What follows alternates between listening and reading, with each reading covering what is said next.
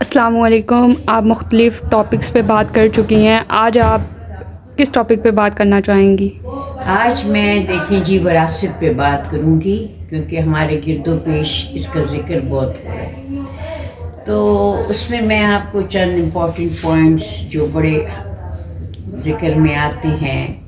Number 1 یہ کہ جب خدا نخواستہ کسی کی والد کا انتقال ہو جاتا ہے اور وہ مال چھوڑ جاتے ہیں، تو سب سے پہلے تو یہ کہا جاتا ہے کہ اے پیاری بیٹیوں، بھائیوں کو سب کچھ معاف کر دو. یہ سب سے پہلا پوائنٹ ہوتا ہے. اور اگر یہ پوائنٹ نہیں ہوتا تو بہت لوگوں نے یہ کیا کہ اب جن کی بہت زیادہ جائیداد تھی یا زیادہ چیز تھی، انہوں نے بیٹیوں کی شادی، یہ لفظ استعمال نہیں کرنا چاہیے مگر میں کر رہی ہوں، قرآن سے کر دی کہ ہمیں وراثت نہ دینی پڑے. اب آپ تو بہت محترم ہو گئی ہیں اور لازمی ہے آپ کو تو شادی کرنی نہیں ہے، اور وراثت چیز جو ہے وہ سب بھائیوں کی ہے. اچھا، پھر یہ دیکھا گیا کہ کچھ لوگوں نے تھوڑا بہت کچھ حصہ دیا اپنی بہنوں کو یا اپنی بیٹیوں کو، تو وہ بھی بڑا ہی بے عزت کر کے اور بہت ہی گھٹیا سمجھ کے دیا کہ یہ وراثت لے رہی ہیں. اور یہ کوئی ڈھکی چھپی بات نہیں ہے، یہ اپنی آنکھوں کی دیکھی ہوئی بات ہے. اور مسئلہ یہ ہو جاتا ہے کہ بیٹی بیچاری خاموش ہو جاتی ہے کہ والدہ ناراض ہو جائیں گی یا بھائی ناراض ہو جائیں گے یا پھر ہمارے شوہر کی بے حد بےزتی کی جائے گی، اور یہ ساری چیزیں. اور اسی طریقے سے آپ دیکھیں کہ قرآن میں ہے کہ اگر ایک رومال بھی بچ جائے آپ کا تو اس کو بھی برابر کا تقسیم کرے. مگر ہماری حالت یہ ہے جو میں آپ کو ذکر کر رہی ہوں، اور لازمی تکلیف محسوس ہوتی ہے مگر آدمی کچھ کر نہیں سکتا. کیا کرے، کیونکہ لڑائیوں جھگڑوں سے آدمی کو اچھا نہیں لگتا.